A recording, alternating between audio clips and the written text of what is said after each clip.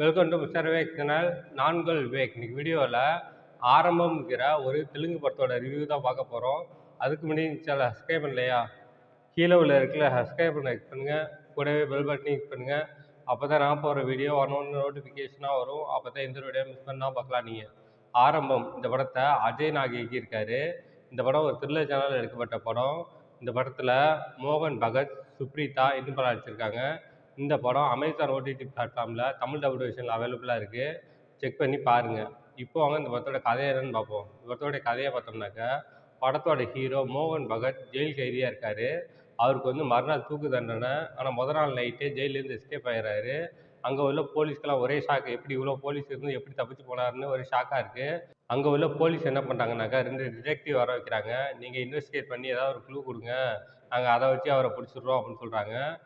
இதுக்கப்புறம் அந்த 2 டிடெக்டிவ் எப்படி தப்பிச்சு போனான்னு கண்டுபிடிச்சாங்களா இல்லையா, போலீஸ் மறுபடியும் ஹீரோவை அரெஸ்ட் பண்ணி ஜெயிலில் போட்டாங்களா இல்லையா, இதுக்கப்புறம் நடந்த சுவாரஸ்யமான விஷயங்கள் தான் படத்தோட மொத்த கதையே. இந்த படத்தோட ரன் டைம் பார்த்தோம்னாக்கா 2 hours 50 minutes, 2.25 மணி நேரம் படம்.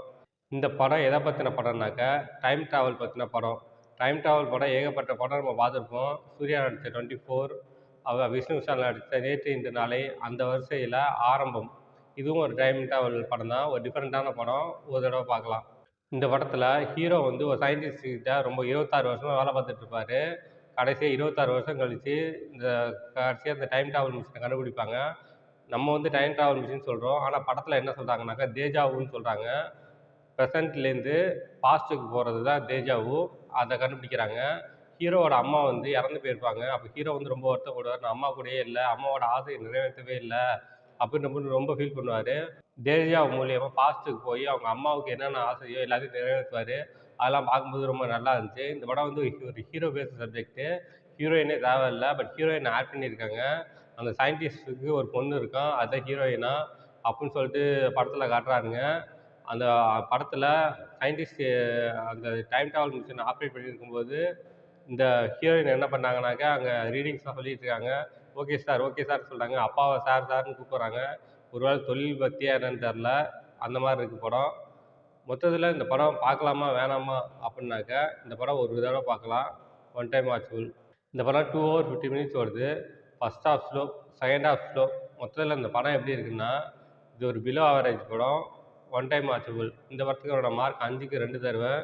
இந்த படத்தில் எந்த விதமான அடல்ட் கண்டென்ட்டும் இல்லை. எல்லோரும் ஃபேமிலியோட என்ஜாய் பண்ணலாம். ஓகே, இதோட வீடியோ முடிச்சுக்கிறேன். இந்த வீடியோ பிடிச்சிருந்தா லைக் பண்ணுங்கள், கமெண்ட் பண்ணுங்கள், உங்கள் ஃப்ரெண்ட்ஸுக்கு ஷேர் பண்ணுங்கள். இன்னும் சேனல் சப்ஸ்கிரைப் பண்ணலையா, கீழே உள்ள இருக்குல்ல சப்ஸ்கிரைப் பண்ணிக்கோங்க, கூடவே பெல் பட்டனையும் கிளிக் பண்ணுங்கள். அப்போ தான் நான் போடுற வீடியோ ஒன்று நோட்டிஃபிகேஷனாக வரும். அப்போ தான் இந்த வீடியோ மிஸ் பண்ணால் பார்க்கலாம். நீங்கள் கீழே டிஸ்கிரிப்ஷனில் சோஷியல் மீடியா லிங்க்ஸ் தான் வந்துருக்கேன். லைக் பண்ணுங்கள், கமெண்ட் பண்ணுங்கள், ஃபாலோ பண்ணுங்கள். தேங்க்ஸ் ஃபார் வாட்சிங்.